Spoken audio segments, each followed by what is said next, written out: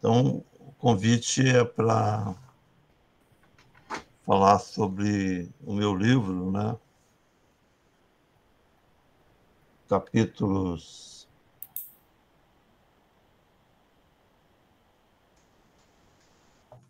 Trajetórias do Marxismo Europeu, que eu lancei em setembro do ano passado,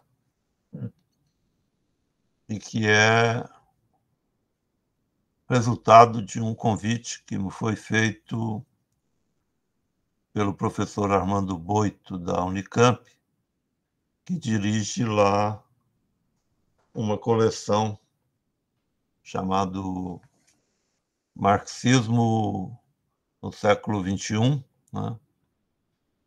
Que até então tinha publicado apenas autores estrangeiros, alguns bem prestigiosos, como Epi Thompson, Poulantzas, Althusser e Perry Anderson, e, e ele queria iniciar a publicação de autores brasileiros, né?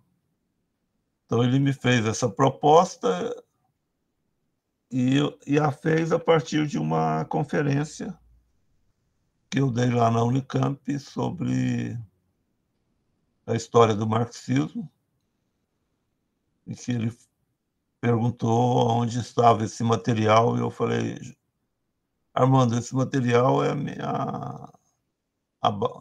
eu tirei, né, a base, é a minha tese de doutorado. Ele falou: então vamos publicá-la.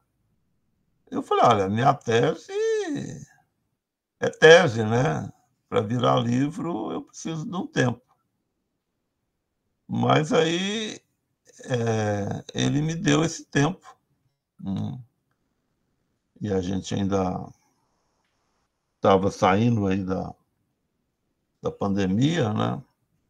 Começando as atividades presenciais, e eu, né, mas com poucas atividades públicas, sociais, né? Então eu me formei e, e reescrevi a minha tese, né? Eu sempre tinha pensado em publicar a minha tese atualizando a bibliografia, né? Mas eu, quando comecei a fazer, vi que aí eu teria que fazer outra tese, e eu optei por atualizar apenas as traduções, o que já demandou muito trabalho, me demandou mais trabalho, né? Porque a minha tese foi defendida em 1998. Então, o livro saiu 25 anos depois, né, e saiu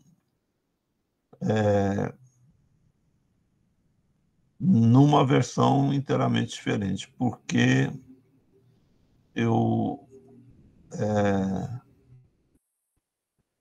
preparando o material, né, vi que o formato de tese era muito diferente do formato de livro. Então, eu preparei como um livro e reescrevi parágrafo por parágrafo, né? Eu não mudei os conteúdos, eu não precisei fazer novas pesquisas, mas eu tive que reescrever porque tinha frases e às vezes até parágrafos na tese que eu mesmo não entendia, né? Que é comum em teses, né?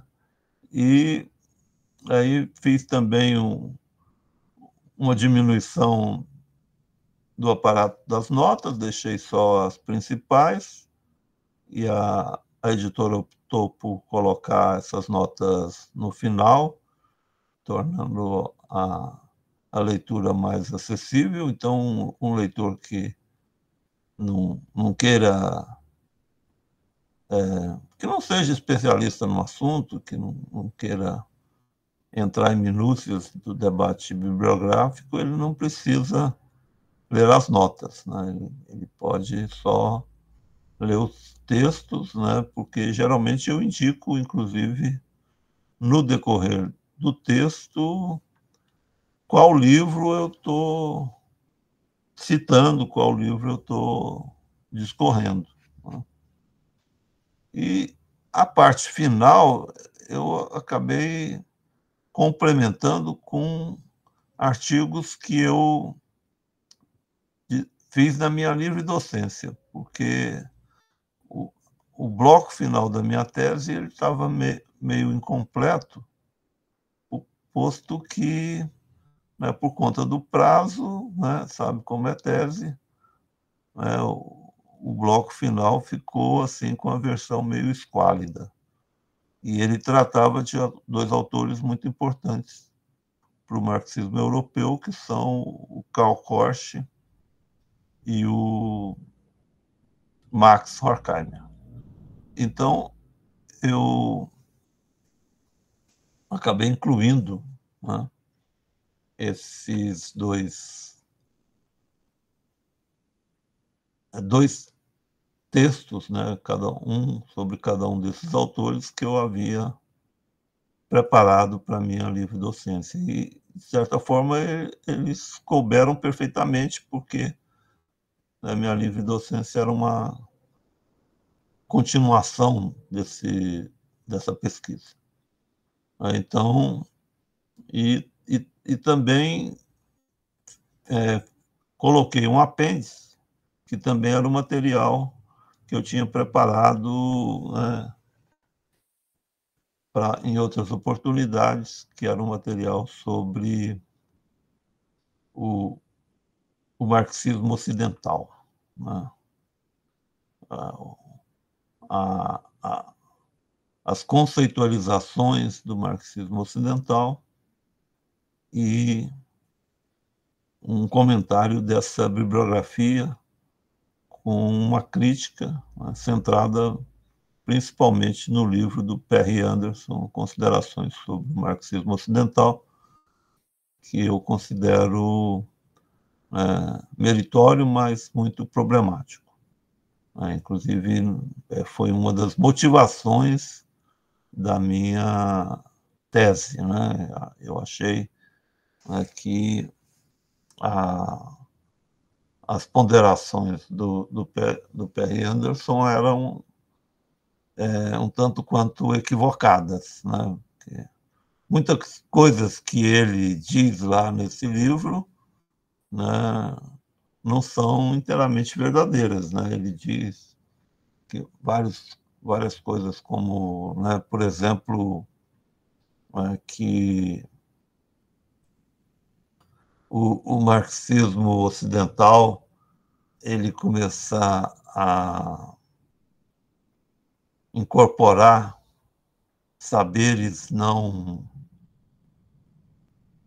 externos, né, à tradição marxista, né, e diz isso de uma forma meio crítica, né, mas isso é um procedimento que começou com Engels, né, que trouxe o material das ciências da sua época, né, lá no Anti-Düring, mas também no conjunto de textos que depois virou a dialética da natureza, e continuou com outros autores, né?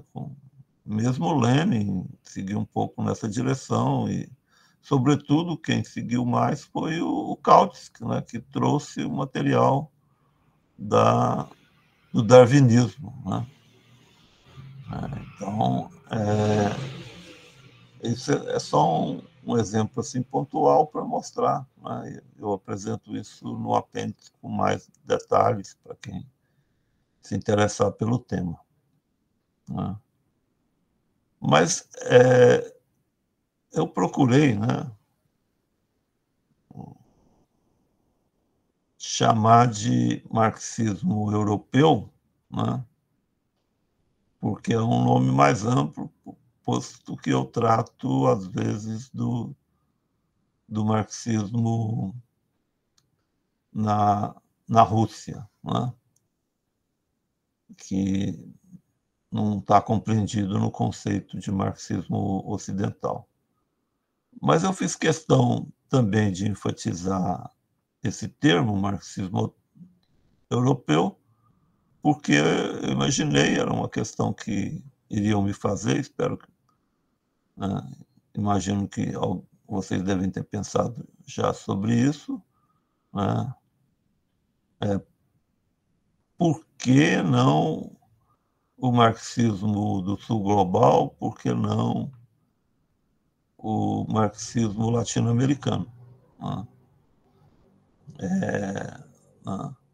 Quer dizer, isso se deve um pouco às minhas limitações, né? Eu fui formado, né, nessa tradição, né, eu fiz meu mestrado sobre a crítica do Adorno à filosofia transcendental do Kant, né, e tratei aí,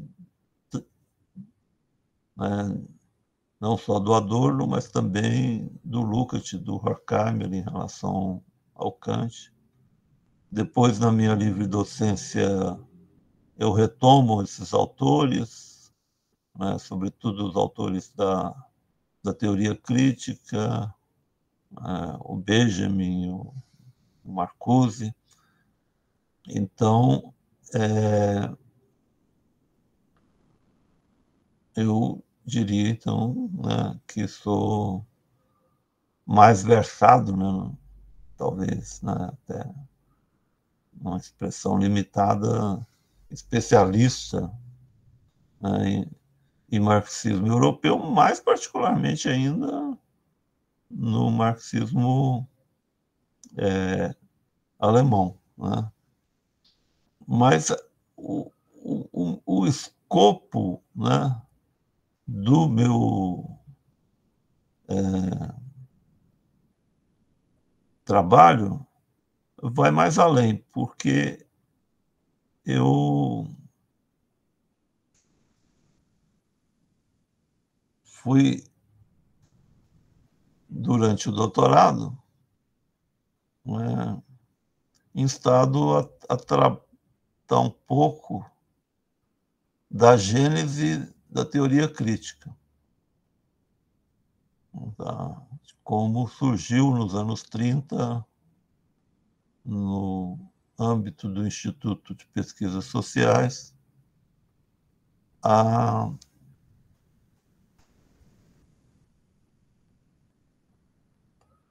que ficou conhecido como Escola de Frankfurt. E eu vi que isso não seria esclarecido suficientemente sem uma comparação com as duas versões do marxismo em relação à qual a teoria crítica diverge, que é o marxismo da Segunda Internacional e o marxismo da Terceira Internacional. Então, eu achei que isso era um assunto suficientemente estabelecido, mas quando eu comecei minha pesquisa, eu vi que era estabelecido só de uma perspectiva, né, só da história política desses movimentos, né. Mas a escola de Frankfurt, né, embora tenha, né, uma dimensão política e prática, como é comum no marxismo, né, e até saliente essa importância, ela se organizou enquanto, né, e o próprio nome teoria crítica já indica, ela se organizou enquanto teoria. E aí é que, digamos, né,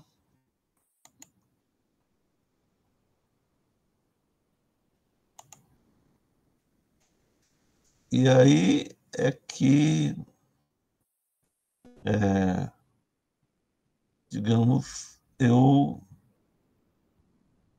achei que era necessário reconstruir a história do marxismo como teoria.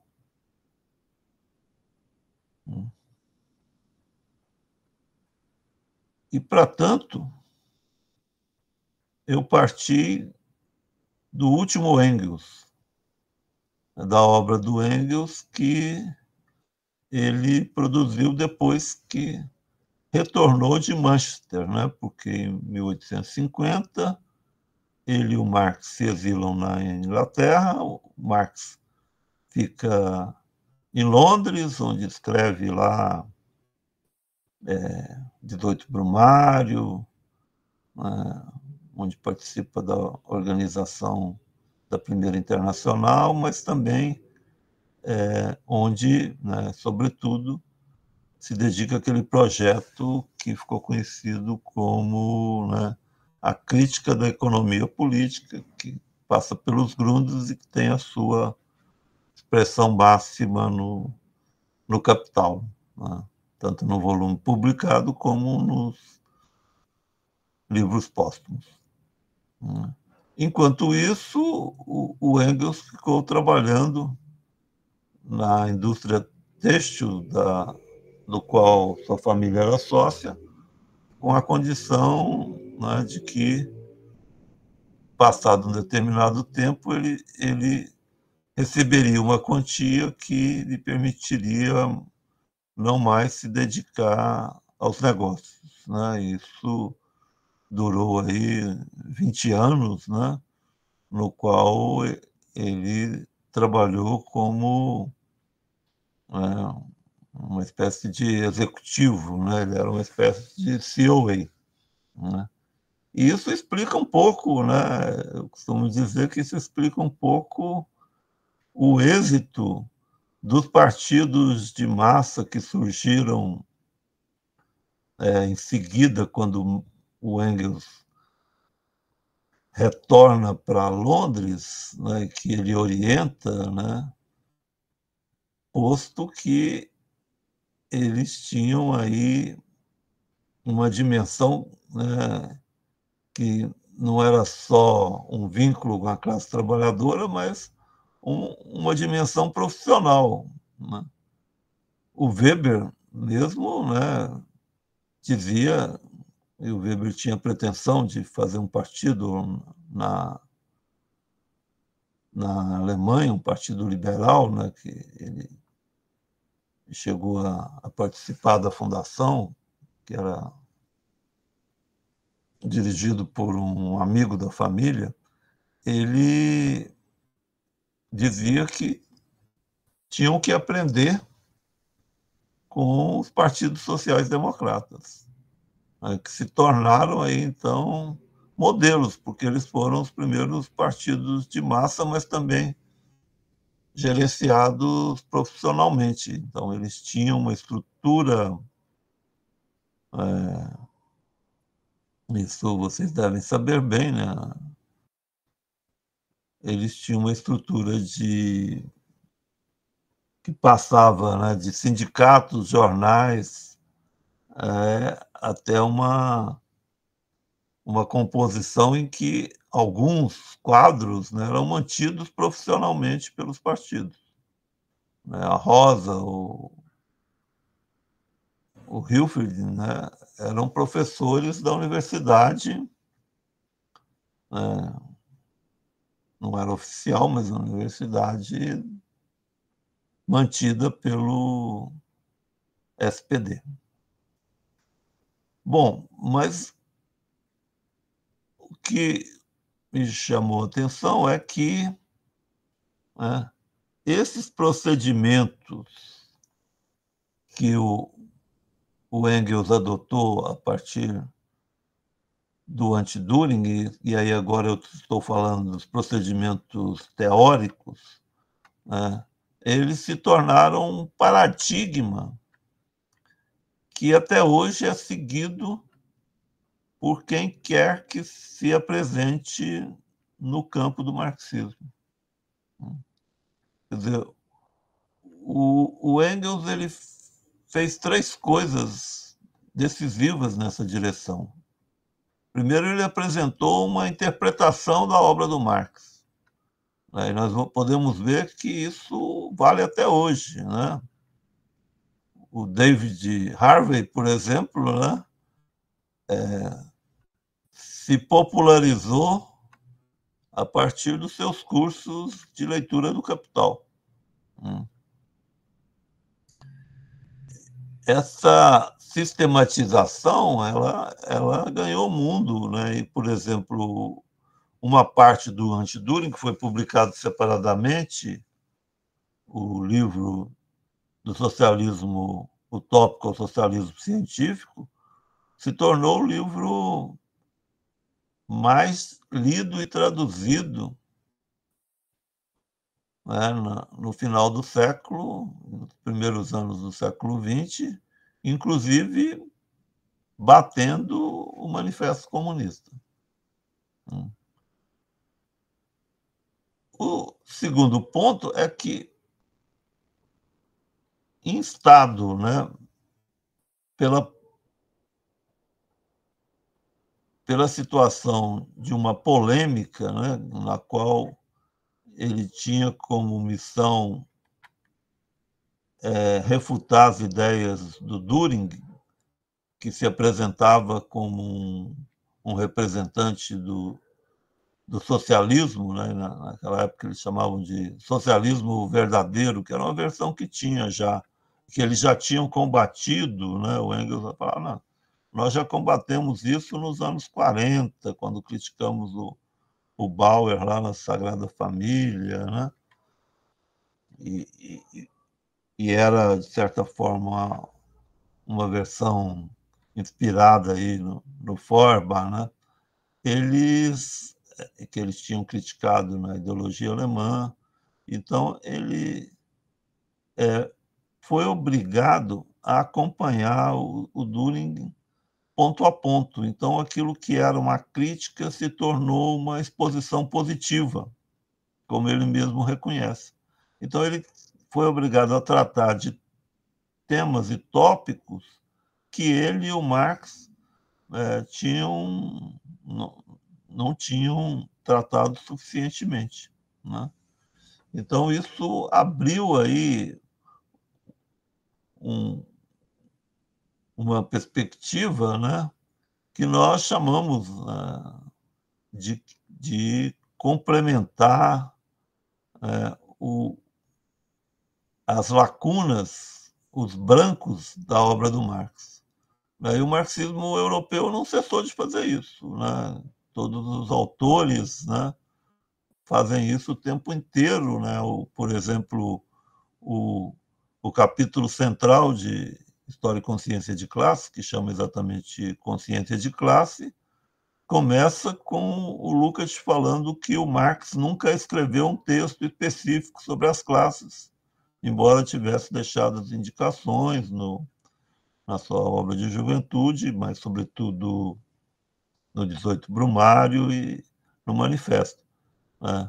E que ele ia fazer isso, ou seja, ele ia completar, né, a obra do Marx. E, né, o Walter Benjamin também, né, nas teses sobre filosofia da história, eu vou completar aqui a teoria da história do Marx, né? E então, esse é um procedimento que foi aberto pelo Engels, né? Isso fez com que, né, o marxismo pudesse se, se expandir, né, por meio dessa combinação aí de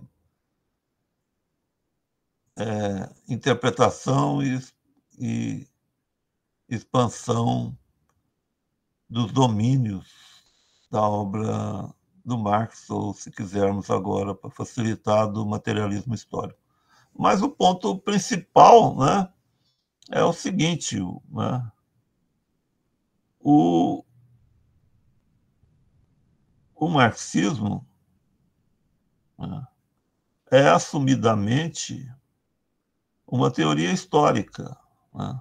Embora o Capital trabalhe com tendências, que são tendências a longo prazo, que dão, né, tendências e contratendências, que fazem com que seja possível analisar o mundo hoje, né, a partir do Capital, há desdobramentos históricos no decorrer do marxismo, que o próprio Marx apresenta, né, no decorrer do livro 1.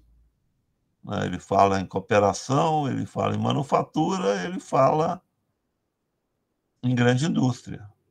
Né? Então, são fases no interior do capitalismo, fases históricas. Né? E esse é um tópico que o Engels chama a atenção. Isso trouxe, né, para o marxismo esse ponto decisivo de que é preciso, né, usando aí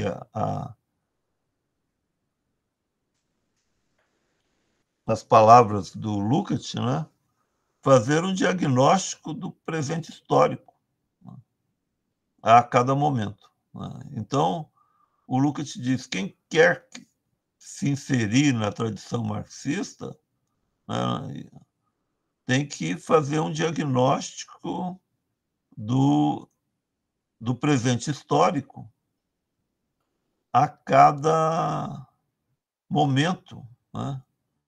E esse diagnóstico passa por uma reinterpretação da obra do Marx, obviamente destacando aí os pontos mais relevantes, dada essa conjuntura histórica, e, né, complementando o que for necessário. Então, nós tivemos aí um padrão, né, para usar a linguagem aí do Kuhn, né, da filosofia da ciência, um paradigma. Então, esse paradigma foi criado pelo último Engels. Né? Então, eu começo daí. Então, o livro começa com essa ideia de que o Engels foi o primeiro marxista, né?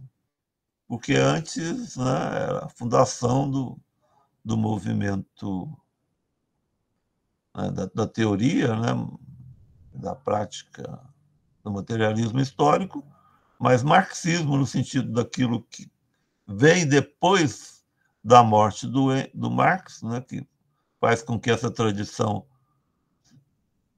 se mantenha atualizada, né, e o que é uma coisa única na história do pensamento. Né, essa, esse movimento de certa forma, mantido, né, desde então até os dias de hoje. Mas, como eu disse, o meu objetivo era também mostrar, a gênese aí do que veio a ser conhecido como marxismo ocidental, ou a escola de Frankfurt, e, para tanto, eu me debrucei sobre os autores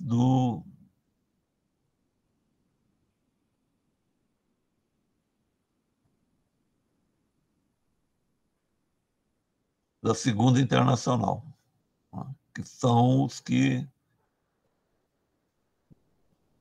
os discípulos do Engels, né, que codificaram o marxismo após a sua morte.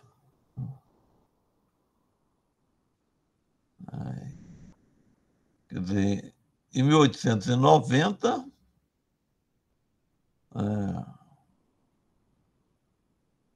a Segunda Internacional se organiza adotando o marxismo como doutrina oficial, né? O que é uma coisa bastante relevante, porque naquele momento os grupos anarquistas eram muito fortes, né? Inclusive na disputa com os grupos anarquistas, né, o Marx teve que transferir a Internacional para os Estados Unidos, e lá ela acabou se desfazendo, a primeira Internacional, né? Mas então há aí uma, uma vitória desse trabalho do Engels, né, digamos. E essa doutrina oficial foi apresentada na parte teórica pelo Kautsky, que escreveu uma apresentação que depois ficou conhecido como Catecismo Marxista, né, que é um resumo da obra teórica do Marx, centrado na teoria econômica, mas também tratando da teoria da história. E a parte política foi redigida pelo Eduard Bernstein, né? Os dois trabalharam com Engels lá na Inglaterra, eram alemães, né? O Kautsky não era alemão, né? Era austríaco, mas ele trabalhou lá ele já estava instalado em Berlim, né? E eles foram convocados pelo Engels para ajudá-lo na publicação da obra do Marx. Tanto que o,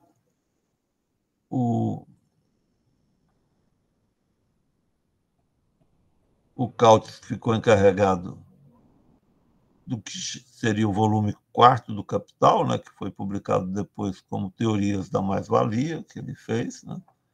E o Bernstein ficou encarregado de ser o executor testamentário do próprio Engels, né, de acompanhar as publicações, autorizar, etc.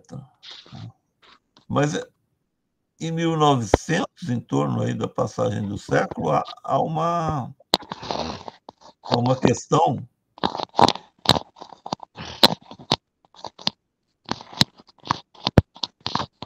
Alguém deixou aí o microfone aberto, está fazendo. Tá bom.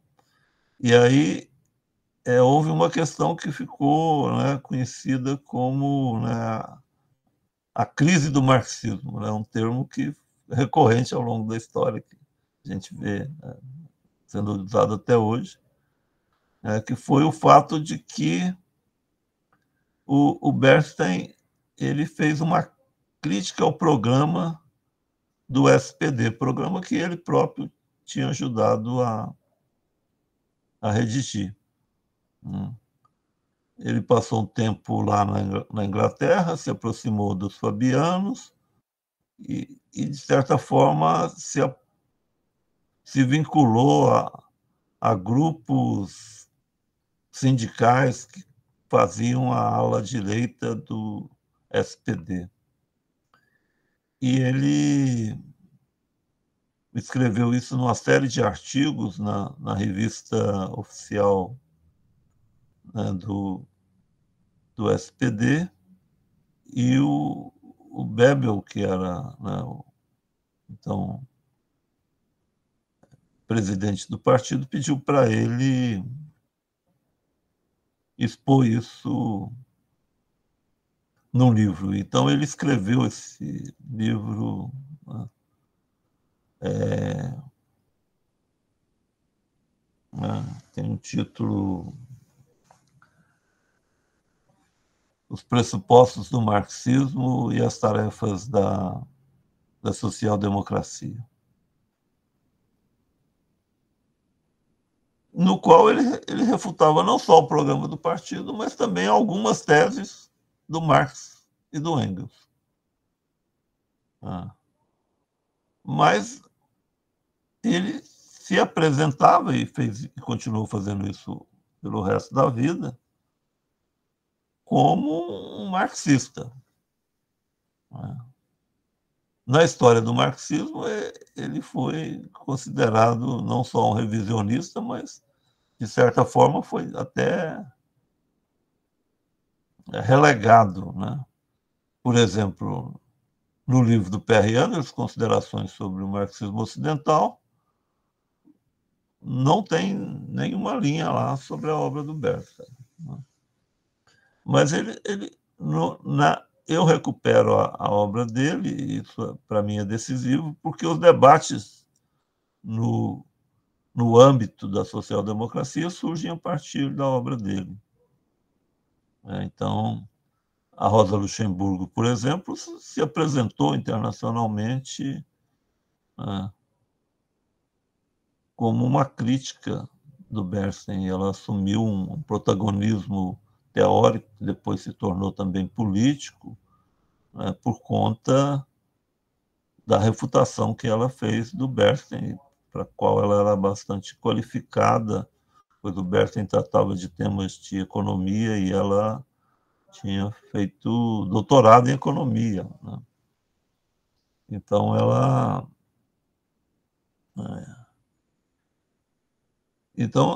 eu vou, ao longo do livro, apresentando esses textos e discutindo, né?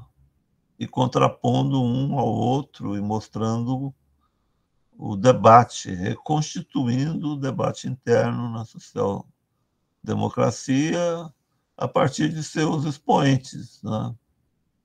O Bernstein, o Kautsky, a Rosa, o Hilferd, né? São os autores sobre os quais eu trato aí na primeira parte do livro, né? De, e depois, né, é que eu vou tratar na segunda parte dos autores que estão na gênese aí do marxismo ocidental, né? Eu vou tratar de História e Consciência de Classe, de Marxismo e Filosofia, do Karl Korsch, e do conjunto de escritos do Horkheimer nos anos 30, em especial o texto que é mais programático e relevante, que é Teoria Tradicional e Teoria Crítica. E a partir, né, de teoria tradicional e teoria crítica, eu apresento, né, um pouco, né, eu justifico, né, um pouco o tratamento que eu dou ao livro, né? Quer dizer, o Horkheimer apresenta o marxismo como uma teoria,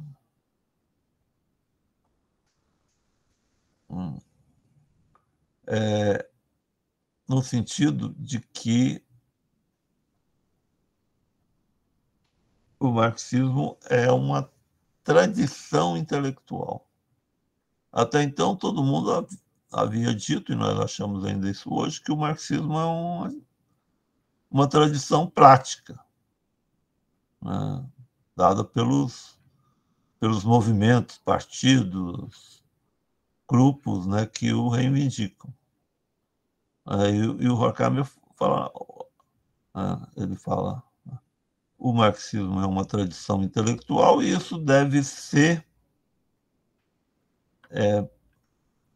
preservado exatamente nesse momento. Ele está escrevendo em 1937, então ele fala, até então, né, o marxismo foi apresentado, e isso foi feito, né, de certa forma, pela Rosa, pelo Lenin, mas também de forma bem destacada por História e Consciência de Classe, por Marxismo e Filosofia, como a expressão teórica de uma prática revolucionária. Só que naquele momento, né, essa definição não fazia sentido, porque não existia mais uma prática revolucionária, né? O marxismo não tinha mais como âncora o proletariado, ele não podia mais ser a expressão da consciência de classe do proletariado, como pensava o Lukács, porque naquele momento, né, o proletariado estava derrotado, e quando não derrotado, integrado, né? Seja na União Soviética, né, onde nós sabemos, né, o processo culminou aí um pouco, né? Hoje nós sabemos que já nos anos 20, por conta da Guerra Civil, os principais quadros do proletariado revolucionário foram dizimados, mas esse processo culminou com os processos de Moscou, né, que completaram o quadro. Depois veio a Segunda Guerra e aí, né, esse proletariado revolucionário deixou de existir. Na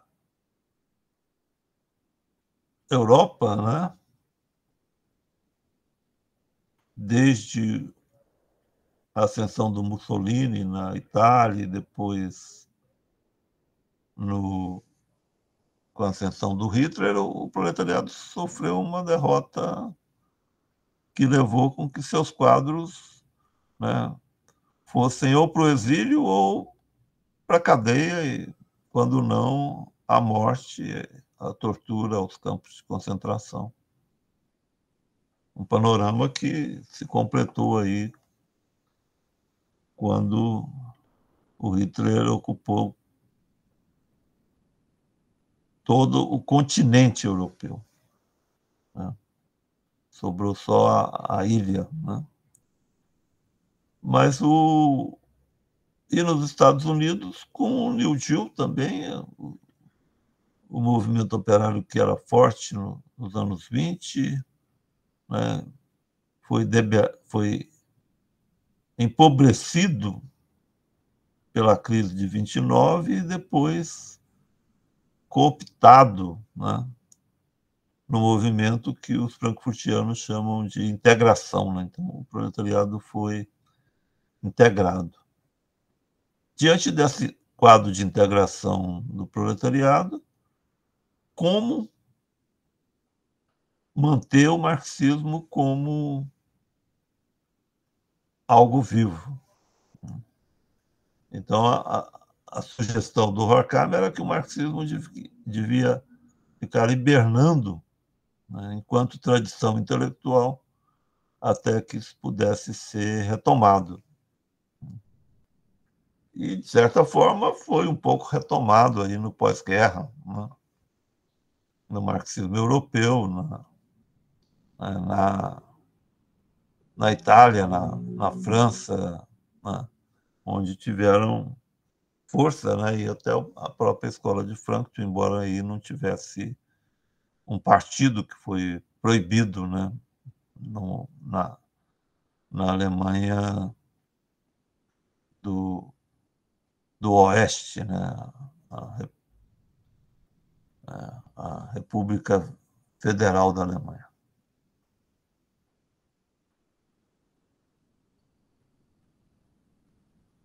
Então, essa concepção, né,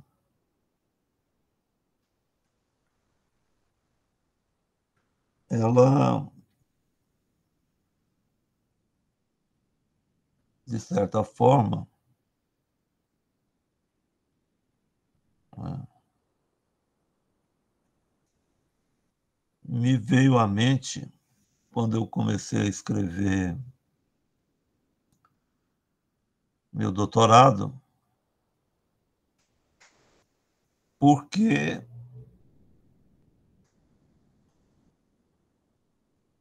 eu escrevi na década de 90.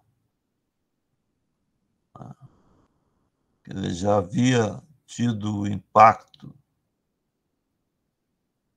da queda do Muro de Berlim, mas também, né, já tinha se desenvolvido aquele processo que culminou com a presidência do Boris Yeltsin e a dissolução, né, de tudo que até então se configurava como União Soviética, né? Então, é claro que ninguém acreditava que estivéssemos chegando ao fim da história, mas, de certa forma, o marxismo precisava se reinventar, né? E eu achei, então, que seria importante trazer essa história, né?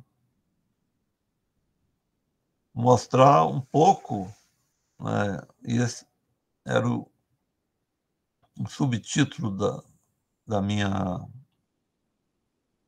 tese, né? A, os movimentos de autocompreensão do marxismo. Ou seja, como em cada momento os teóricos marxistas compreendiam o marxismo como uma coisa determinada, como eu disse, né? Ora como teoria da revolução, ora como tradição intelectual, etc. Ora como ideologia do partido, ora como ideologia de Estado, né? E, né, isso, em termos gerais, né, é algo que eu acho que contribuía e acho, continuo achando, na medida em que eu retomei esse trabalho, né, para pensarmos o marxismo hoje, né? Quer dizer, o que seria o marxismo hoje, né, é algo que passa um pouco, né, por essa questão, né? Então, essa, esse exame do seu legado ajuda a nos posicionarmos em relação ao marxismo, a nos orientar e, de certa forma, né, dão essa expectativa, né, de que o marxismo é flexível e vai se, assumindo novas formas, vai se metaforzeando ao longo da sua história. Eu acho que já temos aqui, né, material suficiente para esse debate, então eu sugiro que possamos passar, então, agora ao debate.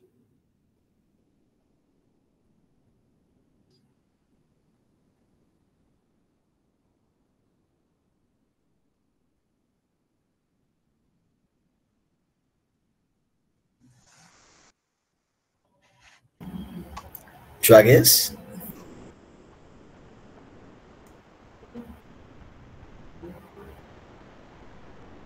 Juarez, o microfone está mudo, não estamos te ouvindo.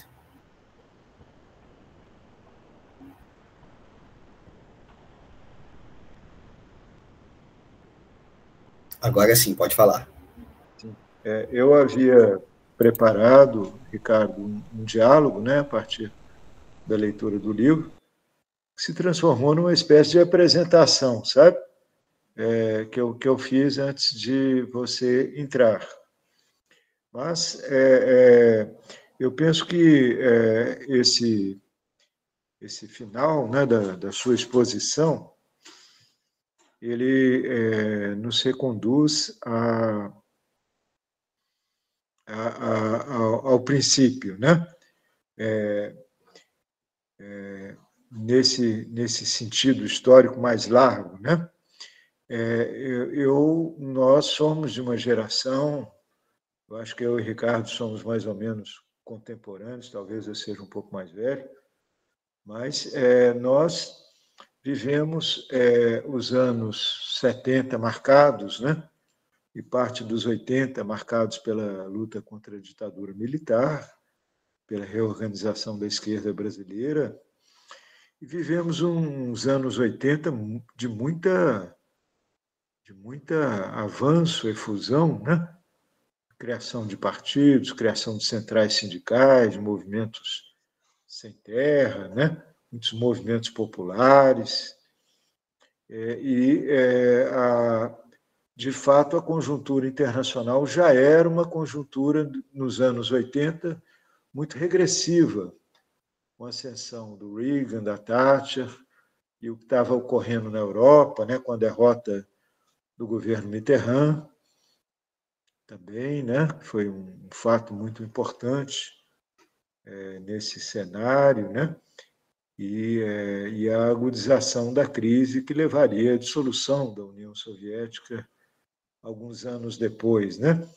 Eu penso, então, que a esquerda brasileira, nas suas várias tradições, elas tomaram contato mesmo com a crise nos anos 90. Isso ficou mais evidente, assim, para a nossa geração. E eu penso que nós ainda, enquanto marxistas, né, estamos vivendo essa longa conjuntura de uma consciência da crise para sua superação, em diálogo, é claro, com o que está ocorrendo no mundo, com outras tradições marxistas importantes da América Latina, da Europa, que ainda se mantém, né? E eu penso que o seu livro é muito valioso para nós e para a cultura marxista brasileira, exatamente porque faz essa revisitação, né? Essa revisitação numa tonalidade muito, assim, sem pretender elaborar uma tese fechada de interpretação, né? Mas abrindo e reconstituindo diálogos fundamentais, polêmicas fundamentais, e historicizando, né, esta crise, né? E eu penso que, apesar do importante esforço do Guartin de Moraes em organizar uma série de livros sobre a história do marxismo brasileiro, aqueles livros eles não têm uma unidade de edição como os livros do Hobsbawm têm, né, da história do marxismo. Tem uma variação, mas tem ali um ponto de partida meio euro, né, de organização daquele conjunto importantíssimo de livros, né, sobre a história do marxismo. Mas a série brasileira não tem essa característica de unidade de edição. E eu trabalho com a ideia de que nós, marxistas brasileiros, não temos uma memória da nossa história. Ela ainda passado ainda para nós, apesar de não ter passado, né? Nós vivemos ainda inseridos, como você próprio identifica no livro, em certas expressões, certos paradigmas que persistem desde Engels. Nós continuamos ainda carentes de uma história de sentido, que eu gosto de falar, né? História de sentido, em que os fatos acontecidos e os pensamentos, na sua diversidade, possam ser recolhidos numa narrativa de sentido, como você faz no livro, né? Como você faz num vasto material. Alguém pode falar de lacunas. Então, por exemplo, toda a história do Gramsci, né, da formação, da inserção, né, do Gramsci na cultura comunista europeia, não tem muito desenvolvimento no livro, mas faz parte da nossa condição intelectual mesmo escrever sobre o que sabemos, né? Como você mesmo, sua honestidade intelectual, que é um valor que eu tenho muito apreço no seu trabalho, declarou. Olha, sobre isso, tenho limitações para escrever. É claro que você conhece o marxismo brasileiro, alguma coisa do marxismo latino-americano, mas não a ponto de escrever uma pequena história de sentido, né? Como você procurou expressar no livro. Então, eu acredito, então, que o valor do livro que você retomou no final é este, né?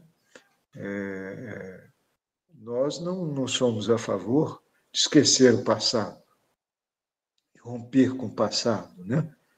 Estabelecer um marco zero da esquerda, né? Somos herdeiros, né? De muita coisa importante, muita coisa bonita que foi feita em nome do marxismo, né? E também de muitos caminhos, de muitos erros, né? Somos herdeiros disso.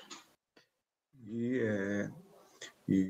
estamos inseridos num movimento de reconhecer o marxismo enquanto algo, uma força viva, né? Ligada à luta dos oprimidos, dos trabalhadores, né?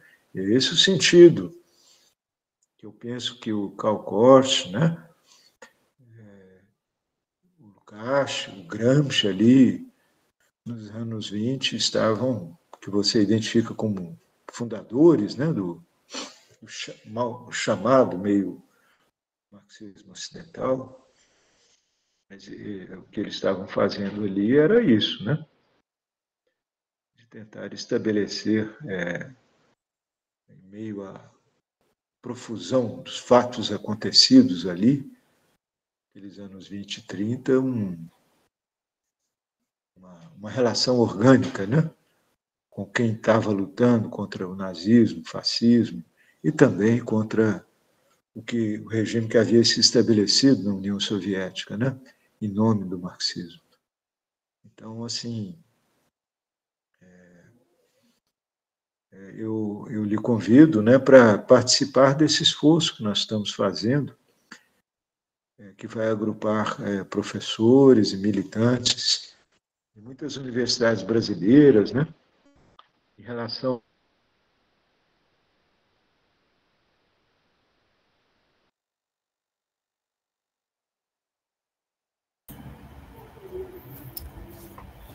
Travou um pouquinho. até a edição da Mega 2, né?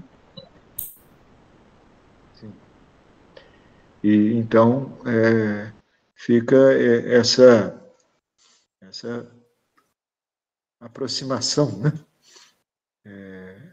Do livro, que está recém-lido, está quentinho aqui na minha leitura, né? Mas acho que seria interessante outros companheiros e companheiras também falarem, né? Nós temos esse programa, Ricardo, os nossos seminários não podem durar mais que 2 horas, porque depois ele se abre a boemia, que pode ser presencial ou cada um na sua casa, né? Ou encontrando de algum jeito. Mas então, nós temos 15 minutos, né, para outros participantes colocarem questões para o Ricardo, né? E a gente conversar mais.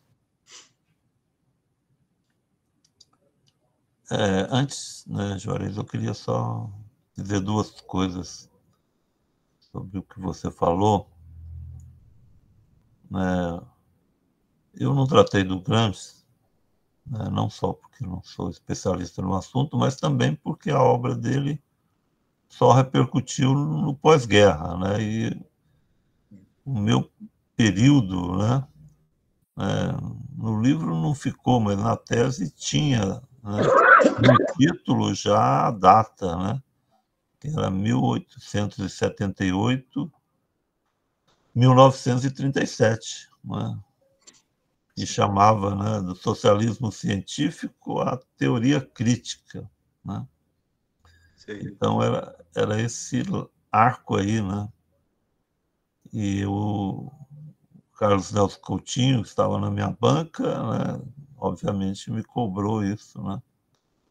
Sim. Mas por falar na minha banca, né, Juarez, tem um ponto também que muitos que estavam lá, né, estavam lá o Bento Prado Júnior, o Roberto Schwartz, o Paulo Arantes, né, eles, né, chamaram atenção para um ponto que era, né, essa reconstrução da social-democracia tinha um pouco a ver com o fato de que o PT estava não só se preparando para governar o Brasil, mas estava se caminhando nessa direção, né, de se tornar um partido inspirado na social-democracia, né?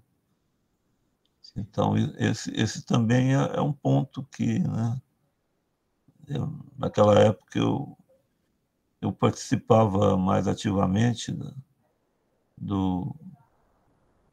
da vida política do PT e participei de uma série de seminários que foram organizados pelo Antônio Cândido, contavam com a presença do Lula, né, e que acho que você também participou de alguns, né, em que se debatia, né, os temas da universidade e que já, de certa forma, indicava um pouco essa direção, né? Uma concepção de socialismo democrático, né, que estava no horizonte, mas que, ao mesmo tempo, né, pregavam, né, o que nós chamamos de caminho das reformas, né? Um outro ponto é essa questão do marxismo brasileiro. Eu me dediquei um pouco a isso, instigado até pelo livro que o Quartinho organizou lá, esse livro da Unicamp. Eu li todos os volumes para fazer uma resenha que me foi encomendada pelo Marçal Brandão e que acabou, era para sair na Ampox, e o Gildo morreu, acabou não saindo, mas aí depois eu mandei para os cadernos CRH da Universidade Federal da Bahia, que publicou, né, como um artigo, não mais como resenha, né, uma mudança aí no formato, né, que é um pouco a partir do livro. Eu fiz né, não só uma apresentação geral aí buscando isso que você chama de sentido, né, mas também dando aí os meus pitacos, né? E esse artigo, né, eu vou fazer minha propaganda aqui agora, né? Tive a honra, né, de ser lido pelo Antônio Cândido, que me elogiou por esse texto, né? Então, vamos torná-lo é um mais conhecido, caminho, então, que enviar para poderia ter nós. desenvolvido e tal, mas é fácil, né? É só entrar no Cielo que meu texto está lá. Tá. Eu não lembro mais o título, mas era tipo, acho que era Aventuras do Marxismo no Brasil, né? É um pitaco aí sobre essa história. Certo. Então podemos então passar aos próximos aí, que eu estou ansioso para ouvi-los.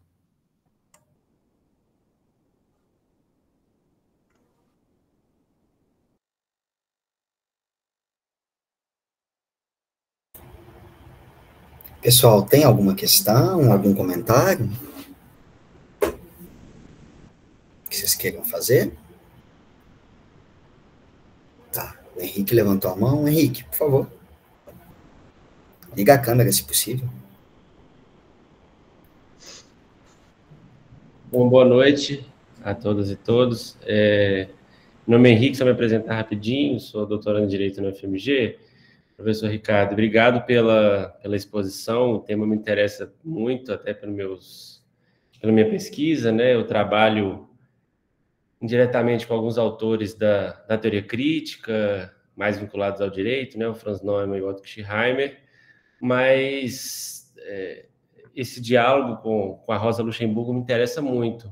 E como eu não tive acesso ao livro ainda, mas deu para ler a apresentação dele, e eu vi que esse diálogo aparece, o diálogo dela com a teoria crítica é uma coisa que tem me instigado para entender quais foram os impactos, né, que a obra da Rosa Luxemburgo tiveram nos autores da Escola de Frankfurt. Eu queria saber se é possível o senhor desenvolver um pouquinho sobre isso, como que se deu essa relação, como que ela foi recepcionada. Sei de alguns desdobramentos na obra do Horkheimer, mas se teve um desenvolvimento maior para outros autores, é algo que eu estou bastante interessado e queria saber se o senhor tem alguma coisa para trazer para a gente sobre isso. Enfim, era essa a minha questão. Mais alguém? Porque eu posso responder em bloco.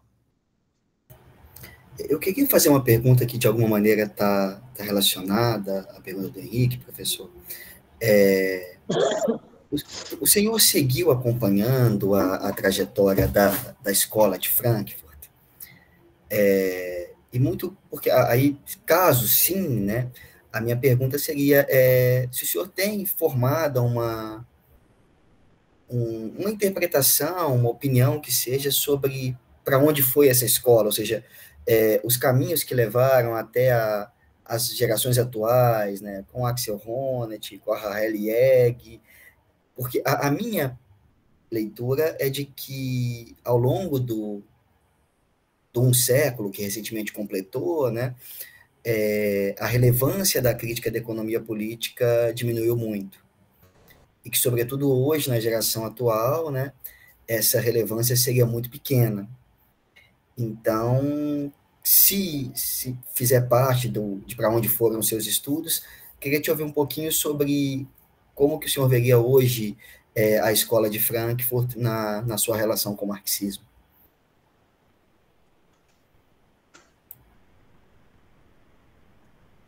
Bom, primeiro sobre a relação da Rosa com os autores. Eu acho que o Henrique deve conhecer, né, um livro que acabou de ser traduzido, né? Acabou não, já tem uns 2 anos, eu acho, mas não foi muito divulgado, em que eu sou um dos editores, porque a editora da Unesp tinha a coleção Adorno, a coleção Habermas, então eu fui lá reclamar que eles precisavam fazer uma coleção Horkheimer. Então, nessa coleção já saíram 2 livros, o Eclipse da Razão e o Crepúsculo. Aí tem os direitos autorais de outros livros que vão sair em breve. Nesse livro Crepúsculo, né, como ficou sendo chamado em português, né, ele, né, porque o termo em alemão né, tem duplo sentido, mas vamos lá. Né? Então, nesse livro são fragmentos, né, quase um diário, assim, que o Horkheimer escreveu no final dos anos 20 e até o início dos anos 30, quando aí ele se envolve já diretamente na direção do Instituto e passa a ter que tratar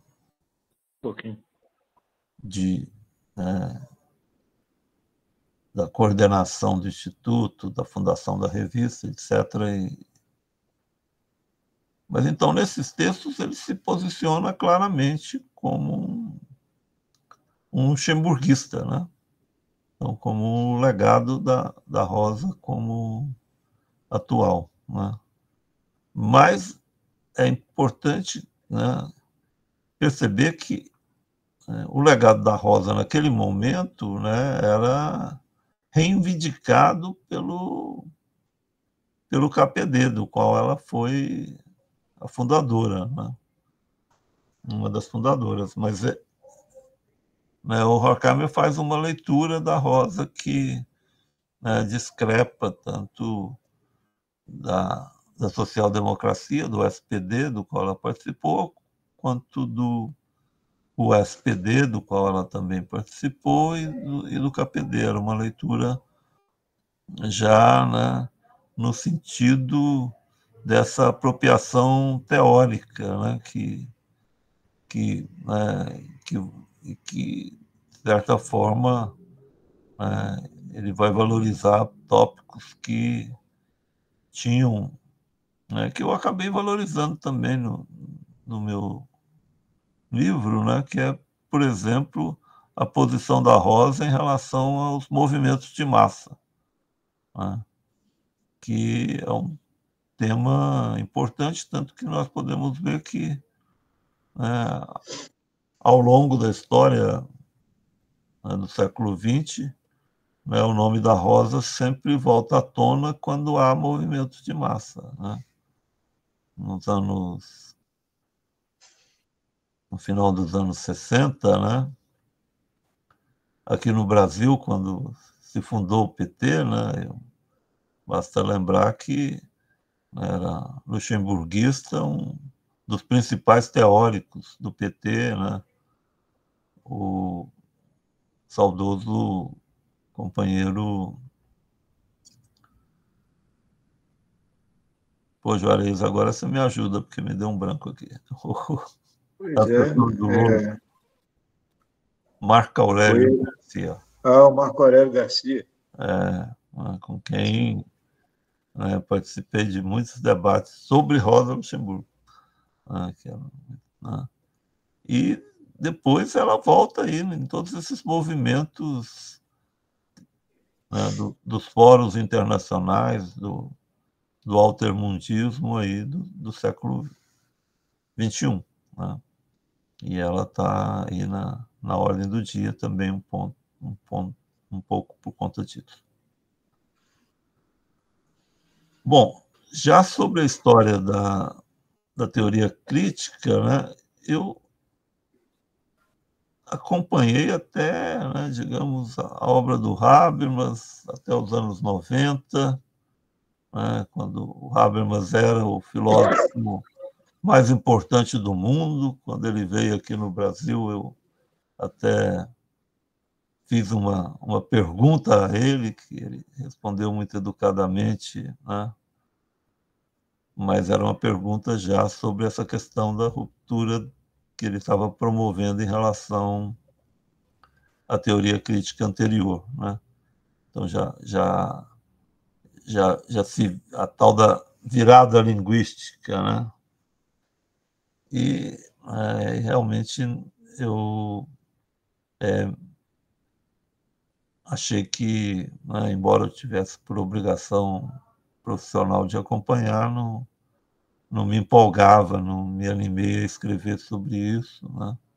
Até escrevi sobre os textos do Habermas anteriores à virada linguística. Né? Mas depois, essa geração aí de sucessores, né, eu, né, leio aqui um texto ou outro, acompanho, mas não, para usar uma gíria, não faz a minha cabeça. Né? E essa questão que você levantou da economia política é central, né? Tanto que, né, quando veio, né, a crise da Rússia, né? Isso já ficou no passado, mas teve uma crise da Rússia que teve repercussão aqui no Brasil, que, né, quase impediu o Fernando Henrique de ser reeleito quando a Rússia recorreu ao FMI. Teve uma crise quase que sistêmica, né, que se espalhou chegou até o leste europeu, ao leste asiático, desculpa.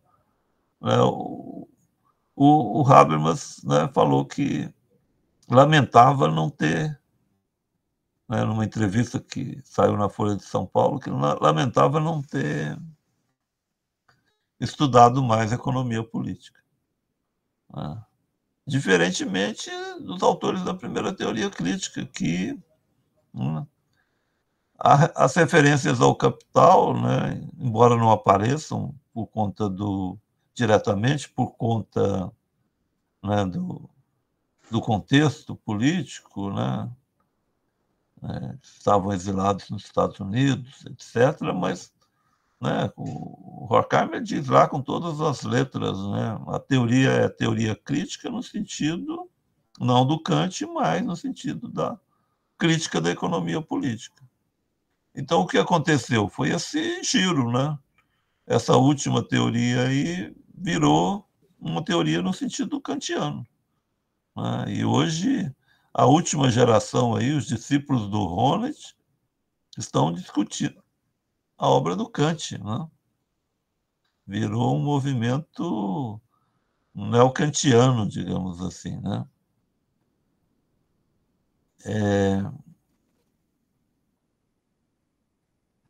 Agora tem seus pontos interessantes, né? A luta pelo reconhecimento é um ponto importante, né? Independentemente dos rumos que isso tomou no seio da esquerda. Nancy Fraser fez a crítica disso, né? Mas há alguns pontos interessantes. Eles têm ainda uma crítica da alienação, né? Um livrinho que saiu aqui no Brasil, traduzido, Teoria da Reificação, um texto interessante, né? Eu mesmo, né, me inspirei ali e recomendo para todo mundo que no prefácio da Teoria da Reificação, para dizer que o tema da reificação continua atual, o Honneth cita uma série de escritores contemporâneos. E como eu estava com uma carência de informações sobre literatura contemporânea, eu fui ler os autores que ele cita lá, e são todos muito bons e tratam mesmo da teoria contemporânea. Então, pelo menos para isso, né, ele serve, né? Bom, mas isso é um detalhe. Nós gostaríamos de agradecer muito ao Ricardo, né, aos participantes do seminário. Ele terá uma continuidade, né, num seminário sobre o marxismo na América Latina. E acabou sendo uma noite muito bonita, ficou gravada. Nós pediremos ao Ricardo para nos enviar a gravação, né? Nós vamos colocar no YouTube, junto com as outras 2 sessões já realizadas, e estaremos sempre promovendo esses seminários, né? E contando com a colaboração, o diálogo do Ricardo ao longo desse trabalho, né? Que vai nos ocupar cada vez mais nos próximos anos. Mas você quer falar alguma moção de despedida, Ricardo? Não, eu queria agradecer o convite, né, e a todos pela paciência, né, de me assistirem, né, e enviarei em breve para vocês o link da gravação.